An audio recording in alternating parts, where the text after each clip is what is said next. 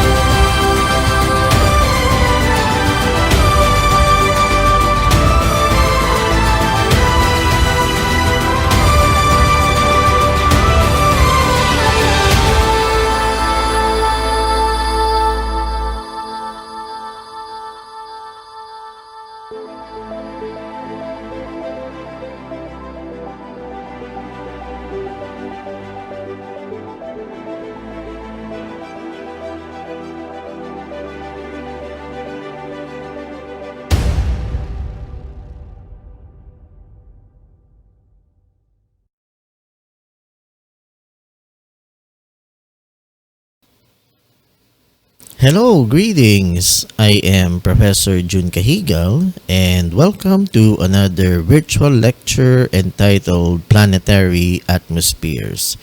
So in this virtual lecture, we will be comparing our atmosphere with the atmospheres of the other planets in the solar system, including Titan, since Titan is the only moon in the solar system with an atmosphere.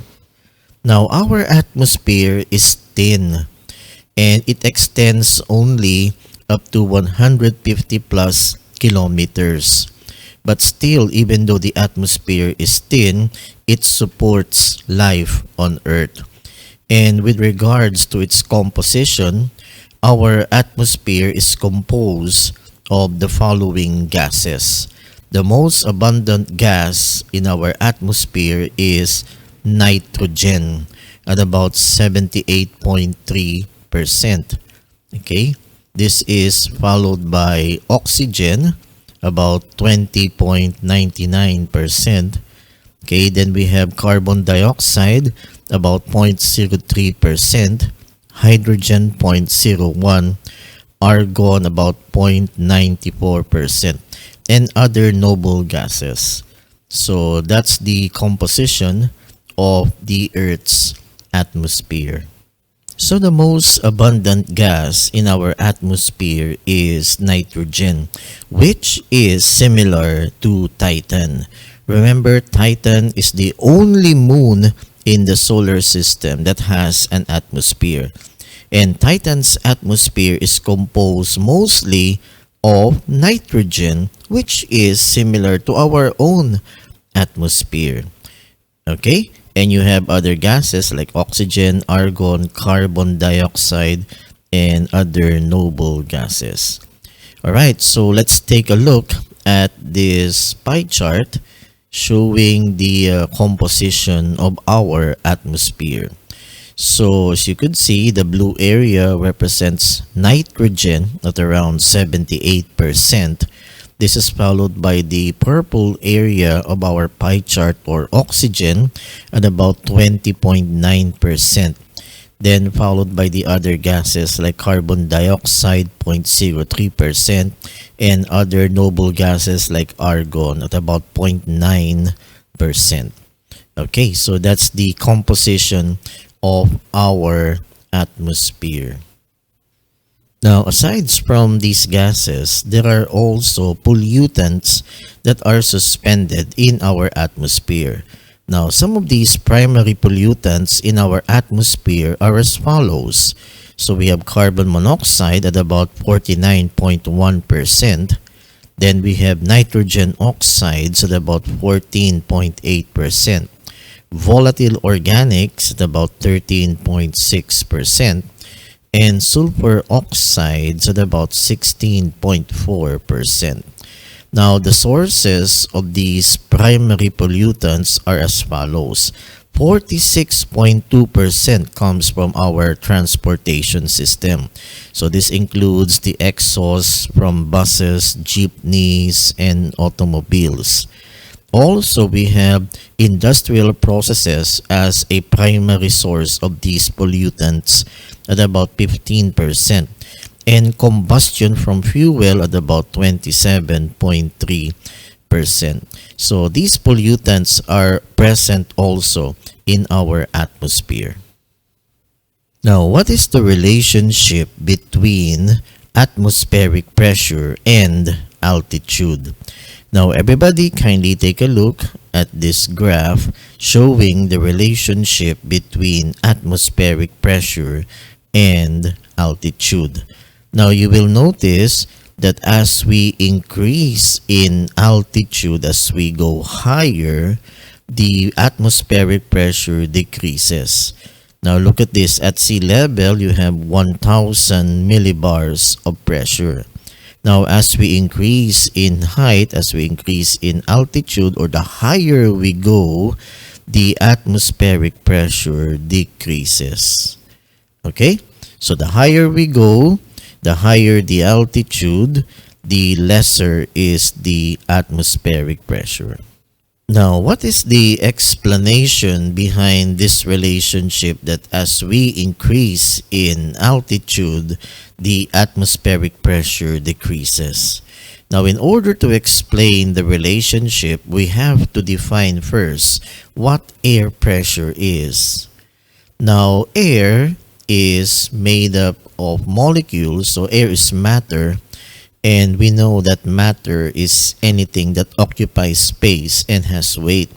Now, the air molecules are being pulled down by gravity. So that is translated as weight. So air has weight. And the weight of the air above us is translated as air pressure. So air pressure technically is the weight of the air. And as the air molecules are being pulled down, the air becomes denser near the surface of the Earth. Okay? So there are more molecules on the surface of the Earth than above it. Okay? And that is translated as the weight of the air, or air pressure. And the air pressure at sea level is 1 atmosphere, or that's 1,000 millibars, or that is 14.7 pounds per square inch. That's the weight of the air above our heads. Now, that is really fascinating about the concept of atmospheric pressure. So again, when we say atmospheric pressure, that is the weight of the air above our heads. And the weight of the air is 14.7 pounds per square inch, or that is equivalent to 1 atmosphere, or about 1,000 millibars of pressure. Okay, so I guess we can move on now to the layers of the atmosphere. Now, even though our atmosphere is thin, our atmosphere is composed of the following layers. So the layers of the atmosphere includes the troposphere, then above that is the stratosphere, then above the stratosphere is the mesosphere, Then above the Mesosphere is the Thermosphere. And if we could add, above that is the Exosphere. Okay? So those are the layers of the atmosphere in spite of the fact that our atmosphere is thin. And even though the atmosphere is thin, these layers of our atmosphere, they in a way contribute to the maintenance of life on Earth. Okay, so I guess we can now proceed to a detailed study of the layers of the atmosphere, starting off with the troposphere. Now, the troposphere is the closest layer to the surface of the Earth. And the troposphere ranges from 0, that's at sea level, to 10 kilometers. And most of the weight or most of the mass of our atmosphere is in the troposphere. About 75 to 80% of the atmosphere or the mass of the air is in the troposphere. Now, in relation to this, most of the gases, including water vapor, they are located in the troposphere. And because of the amount of water vapor in the troposphere, clouds are found in the troposphere. And almost all weather activity occur in this layer of our atmosphere. Okay, so that's quite fascinating. So weather that includes storms, hurricanes, and other weather disturbances, they all occur in the troposphere. Now, in terms of temperature, now as we increase in altitude, the temperature of the troposphere decreases. Temperature decreases with an increase in altitude in the troposphere. Now, that's the relationship between temperature and altitude in the troposphere. So, as we increase in altitude or height in the troposphere, the temperature decreases. So, air temperature decreases with height in the troposphere. Now, everybody, kindly take a look at this chart. So, as we increase in altitude up to 10 kilometers in height, the temperature decreases until it comes to a point that the temperature begins to stabilize. So, with that, we hit that portion of the atmosphere called the tropopause. So, the tropopause is the transition between the troposphere and the next layer of our atmosphere, which is the stratosphere. Now, above the tropopause is the stratosphere. Now, again, the tropopause is that boundary between the stratosphere and the troposphere wherein the temperature begins to stabilize. Now, speaking of air, the air in the stratosphere is stable with little turbulence and vertical mixing. And also the air in the stratosphere is very dry, resulting in an almost cloud-free layer. So if there are no clouds, there's no weather in the stratosphere. So there are no weather disturbances in the stratosphere. Now, aside from the absence of clouds and weather disturbances in the stratosphere also contains the ozone layer. Now, we know the extreme importance of the ozone layer in protecting our planet from harmful UV rays from the sun. The ozone layer acts like a shield or a blanket that protects our planet from harmful UV rays from the sun. And because of this ozone layer, the Earth became more conducive for the evolution of higher forms of life. And also in the stratosphere, as we increase in height, the temperature increases. Again, it has something to do with the ozone layer. Now, as the ozone layer absorbs UV rays, there is an increase in temperature. And that's the reason why as we increase in height in the stratosphere, the temperature increases. Now, everybody, I want you to take a look at this illustration showing the layers of our atmosphere.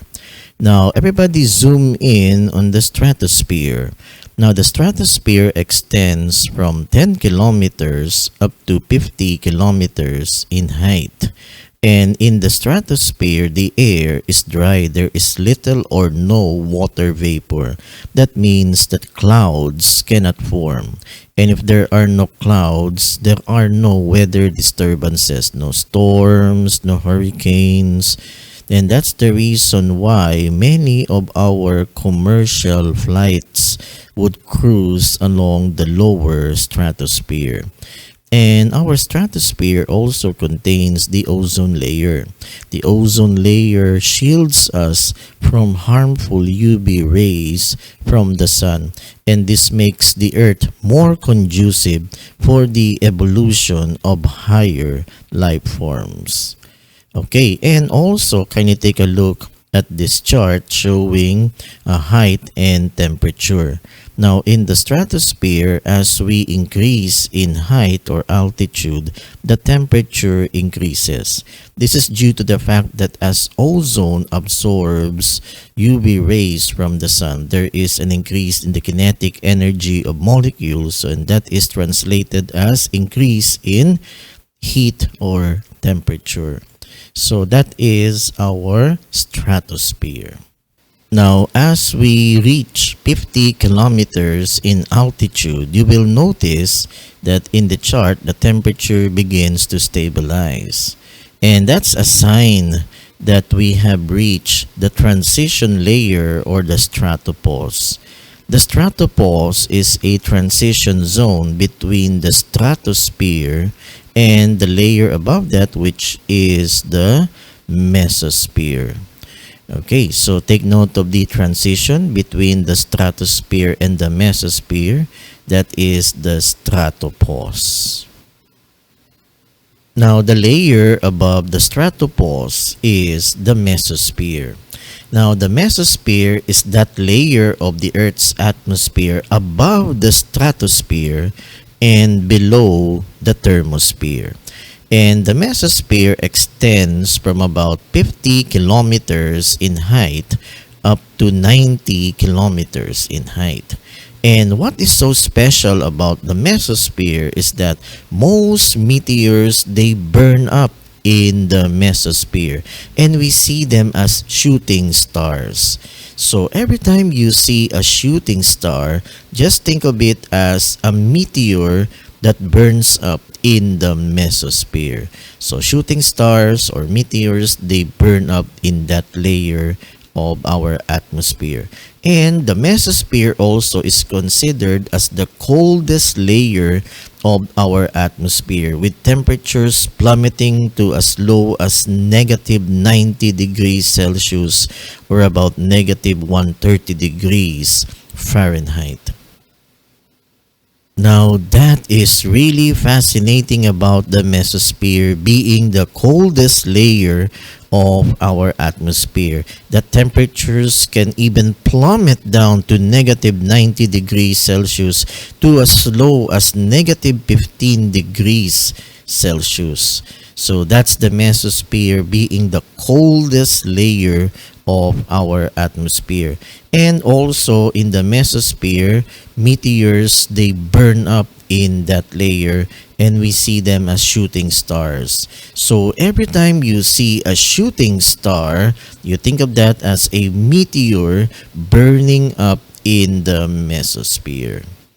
Okay, and as we reach 90 kilometers in height or altitude, the temperature begins to stabilize. So that means that we have reached the transition zone called the mesopause.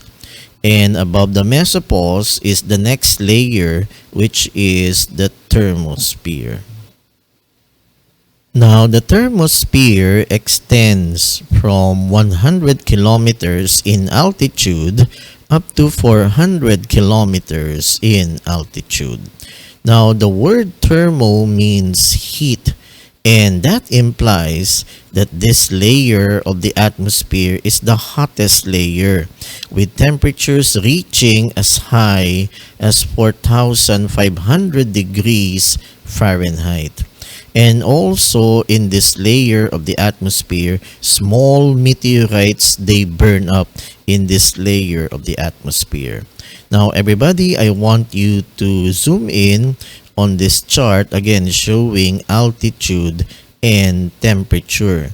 So again, you will notice that as we increase in altitude from 90 kilometers up to 400 kilometers, the temperature in the thermosphere gradually increases.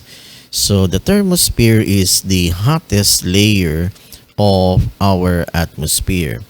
And the International Space Station orbits the Earth in the thermosphere.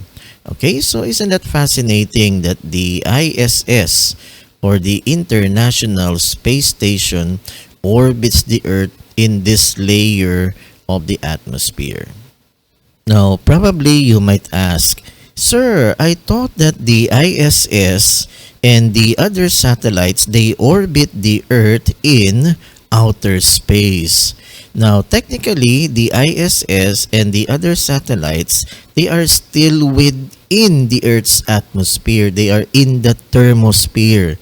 So, technically, they are still inside the Earth's atmosphere. So, is that outer space? Where does outer space begin? Now, what is our definition of space or outer space? Now, outer space begins with the Kármán line. A common definition of space is known as the Kármán line. The Kármán line is an imaginary boundary about 100 kilometers above sea level. So, in theory, once this 100-kilometer line is crossed, the atmosphere becomes too thin to provide enough lift for conventional aircraft to maintain flight. So the world governing body for aeronautics and astronautics uses the Kármán line to determine when spaceflight has been achieved. So once you have crossed the Kármán line, you are now technically in space or outer space. And the International Space Station orbits the Earth just above the Kármán line. Now that's our definition of outer space. Once you have crossed that Kármán line about 100 kilometers above sea level, technically you have reached outer space. Now the International Space Station and most satellites orbiting our planet, they are just above the Kármán line. So technically the ISS and most satellites, they orbit the Earth in outer space.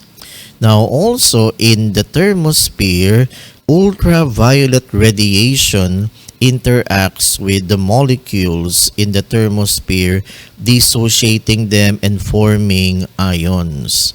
Okay, so the ultraviolet radiation causes photoionization or photodissociation of molecules, creating ions. So in the thermosphere, you have a special layer called the ionosphere. The ionosphere contains electrically charged particles in the thermosphere. Now, since the ionosphere contains electrically charged particles, this layer of the thermosphere acts like a mirror reflecting radio waves, especially AM radio waves or amplitude modulation waves. So an AM radio transmitter produces radio signals, and these radio signals reaches the ionosphere. The ionosphere reflects it back to Earth. And this is the reason why AM programs, they can be heard in very far places. Like for example, DCRH or DCBB, their radio programs can be heard even in Tawi-Tawi or even in the Babuyan Islands. So that's how far radio programs, especially AM radio programs, can be heard. They can reach very far places because the signals, radio signals, once reaches the ionosphere, it is reflected back to Earth. So the ionosphere serves like a mirror reflecting AM signals back to Earth. Now, because AM signals, once they reach the ionosphere, they are reflected back to Earth, static noise can be heard. So you would hear some hissing sounds in AM programs. That is due to the interaction of the radio signals with the electrically charged particles in the ionosphere. Hence, every time you listen to an AM program, you would hear some hissing sound. And that hissing sound is due to the interaction of radio signals with the electrically charged particles in the ionosphere. Now, unlike FM or frequency modulation, FM waves, they are of higher frequency, so they tend to penetrate the ionosphere. Okay? But FM signals, they can be picked up by communication satellites, and these communication satellites, they retransmit the signals back to Earth. So since they don't interact with the electrically charged particles in the ionosphere, you won't listen to any hissing sound in an FM program. And this is the reason why, if you have noticed, most AM stations, they cater to news or radio drama than by playing music, because of the hissing sounds in an AM broadcast. They somehow interfere with the quality of the music being played. Now, unlike FM, now since FM signals, they do not interact with the ionosphere, there is no hissing sound. That's why most FM stations, they play music and not really news or radio drama. So isn't that fascinating indeed? And lastly, the electrically charged particles in the ionosphere interacts with the solar wind. And when that happens, the interaction of the solar wind with the ionosphere produces those dazzling lights in the north and in the south pole, which we call as the auroras. So in the north, we have the aurora borealis, and in the south, we have the aurora australis. Now, these auroras or dazzling lights, they are created by the interaction with the solar wind and the electrically charged particles in the ionosphere. So those are the layers of our atmosphere.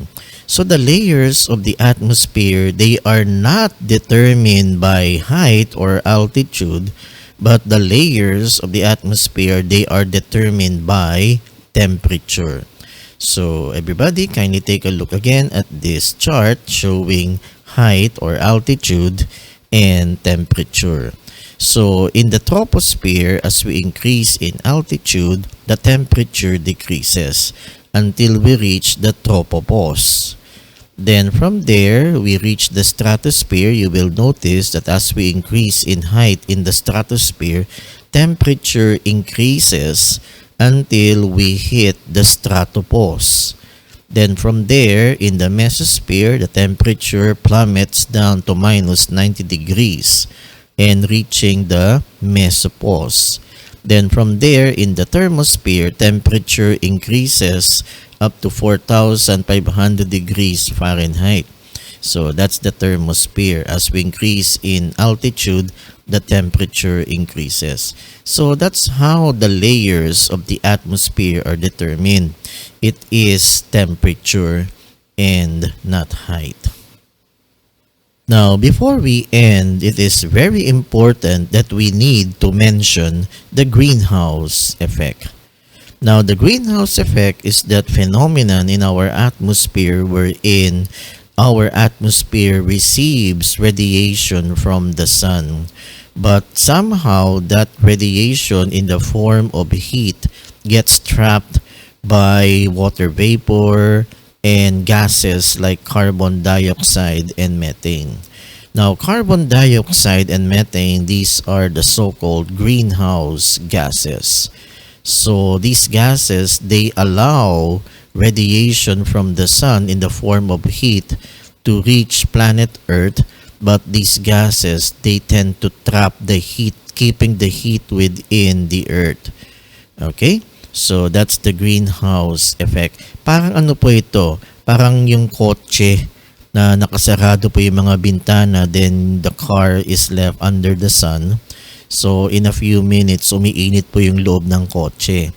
Now that is the greenhouse effect. Okay? So the greenhouse effect is that phenomenon in our atmosphere wherein radiation from the sun in the form of heat reaches the earth, but because of these greenhouse gases, the heat gets trapped inside the earth's atmosphere.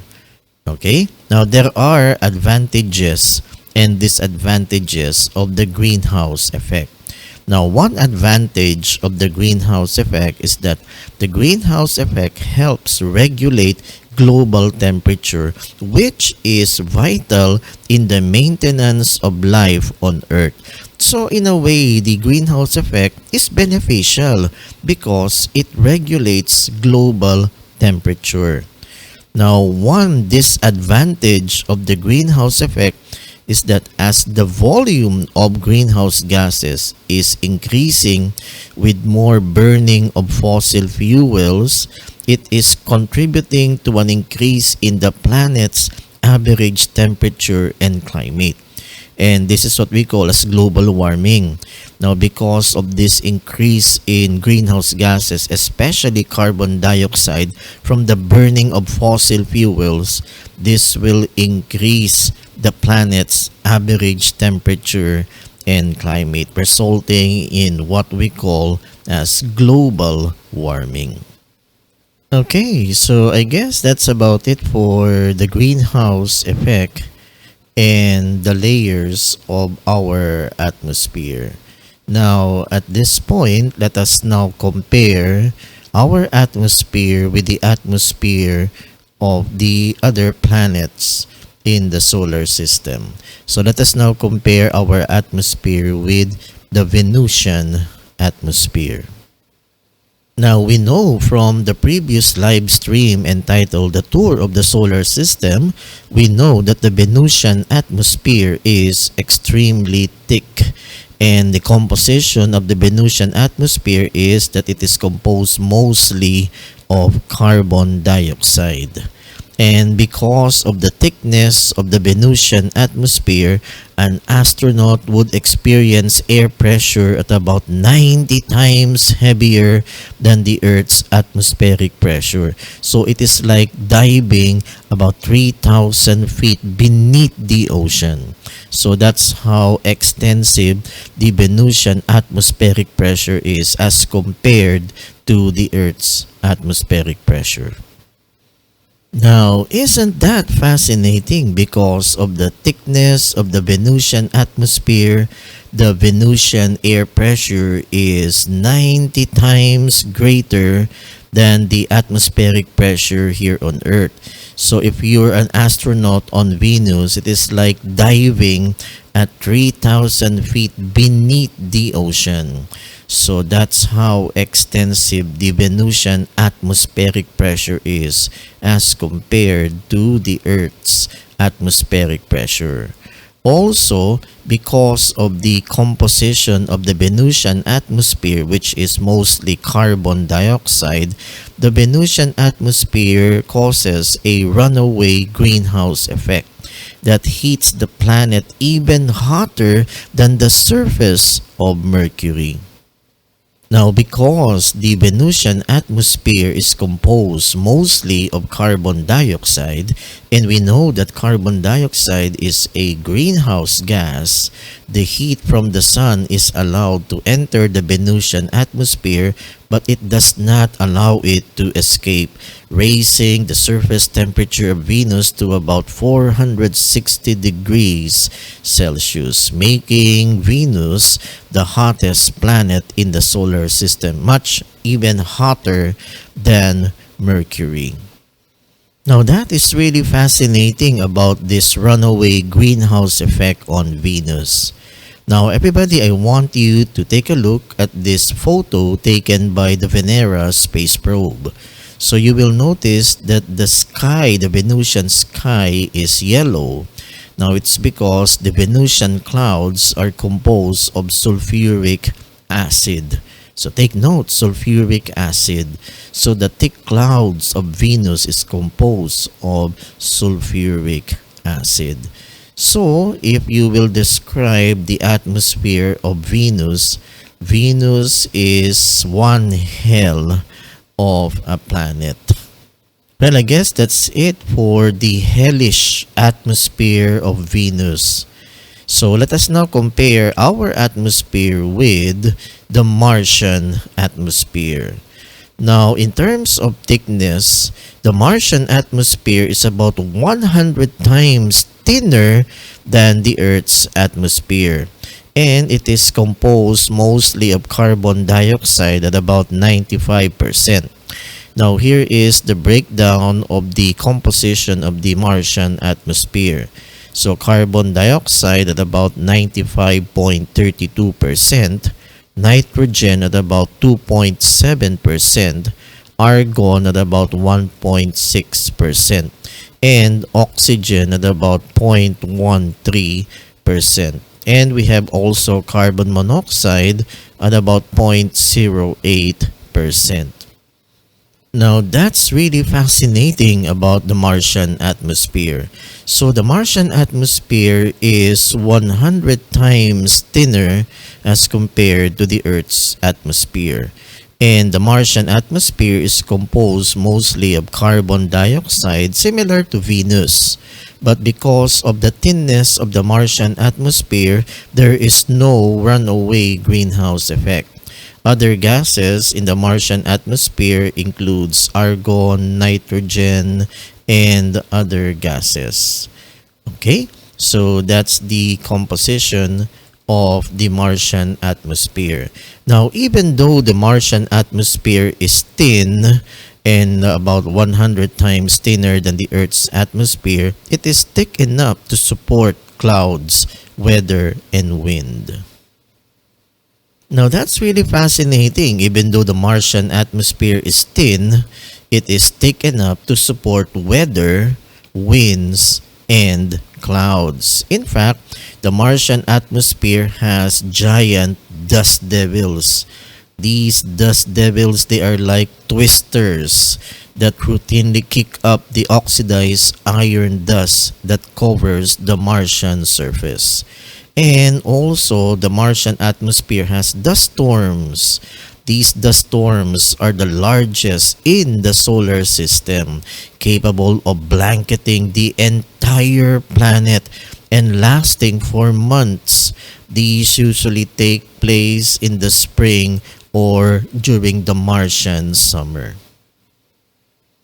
Now, remember the movie The Martian?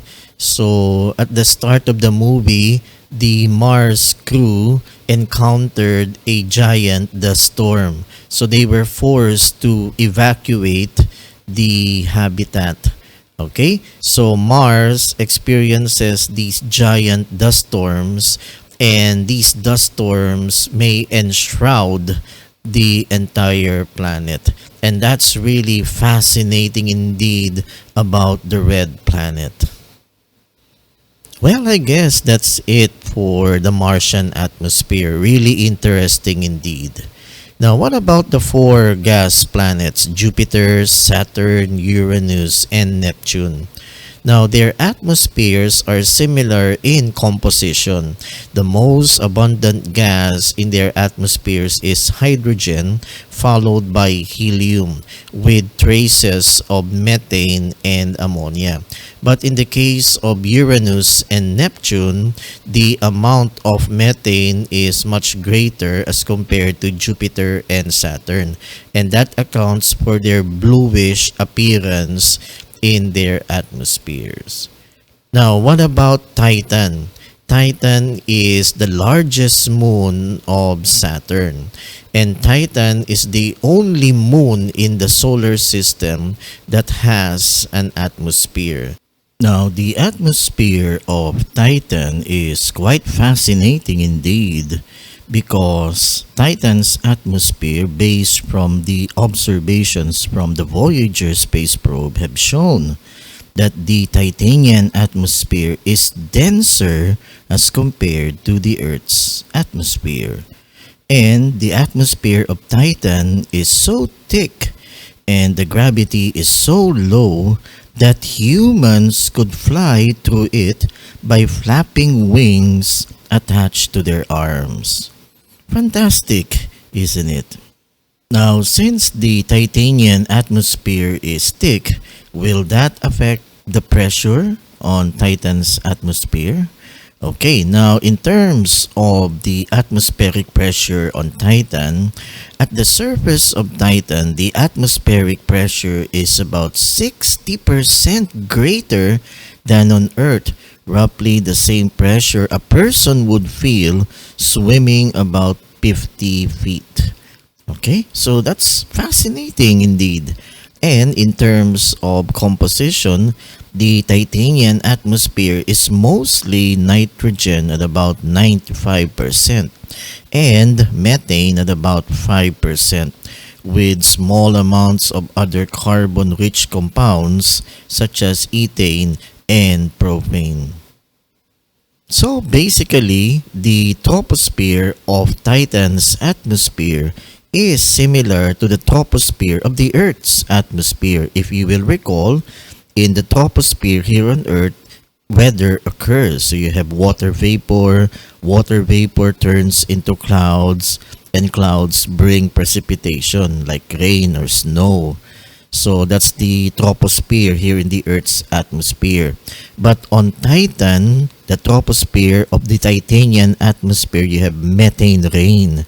So there's no water vapor. So you have methane rain, haze rain out, and also there are clouds that are found in the Titanian troposphere. And that's fascinating indeed. Now, what about the Titanian stratosphere?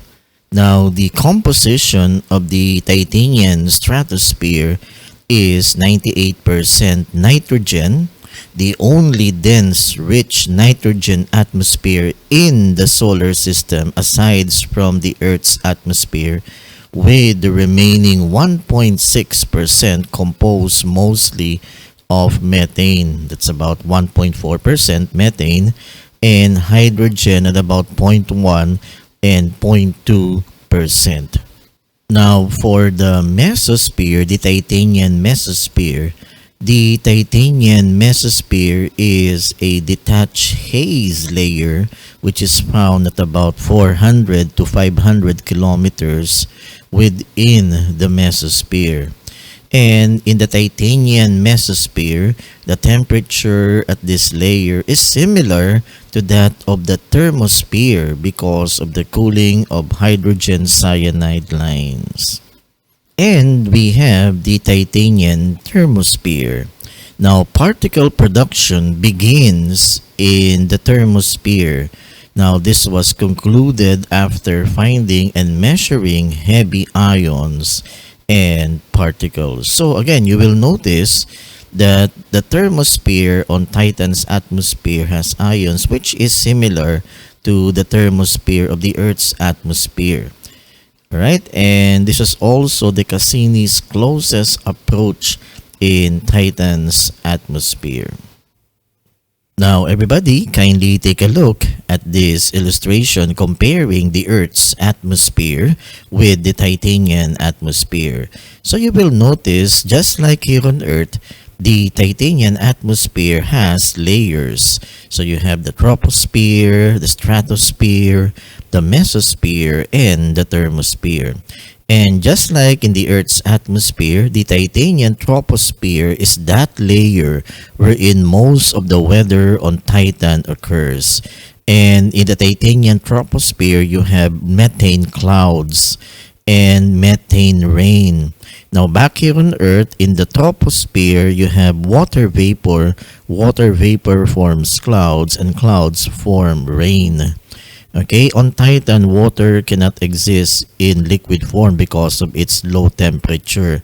But on Titan, there is liquid in the form of liquid methane. So you have on Titan methane clouds and methane rain. Now, in the Titanian atmosphere, most of the nitrogen and the other gases are in the stratosphere. Now, unlike here on Earth, most of the gases here on Earth are in the troposphere. Now, in Titan, the stratosphere contains most of the gases like nitrogen, methane, and the other gases. And just like here on Earth, the electrically charged particles or ions are in the thermosphere. That's why here on Earth, the thermosphere has a layer within it called the ionosphere. Now, that's very similar to the Titanian atmosphere. The electrically charged particles are also suspended in the Titanian thermosphere. So that's really fascinating indeed. So there are similarities between the Titanian atmosphere and the Earth's atmosphere.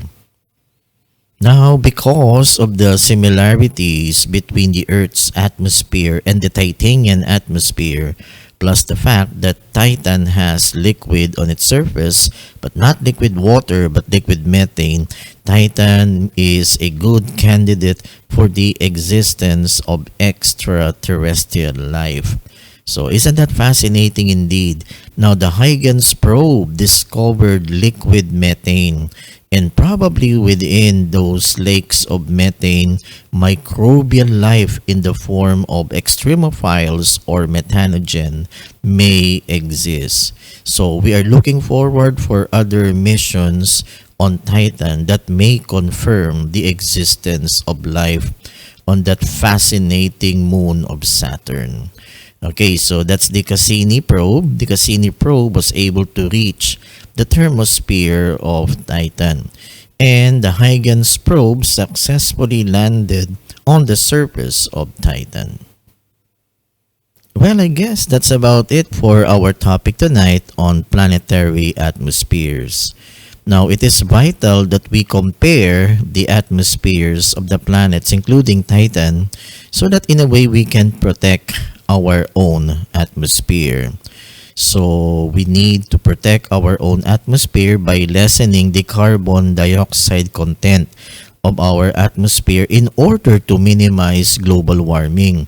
Or else, if we don't stop burning those fossil fuels and continually increasing the carbon dioxide content of our atmosphere, our planet may end up like Venus, with one hellish landscape and its hellish atmosphere.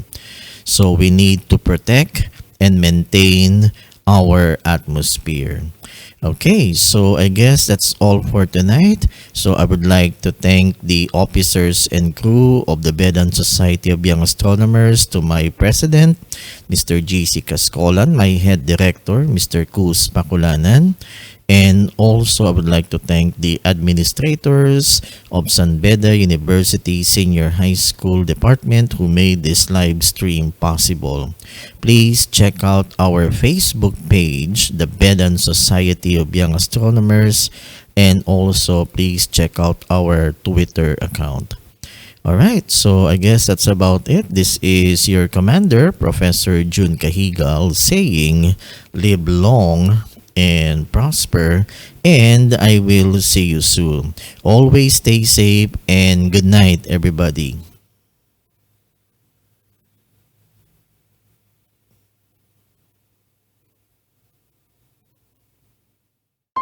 choose to go to the moon in this decade and do the other things, not because they are easy, but because they are hard. Because that goal will serve to organize and measure the best of our energies and skills. Because that challenge is one that we're willing to accept, one we are unwilling to postpone.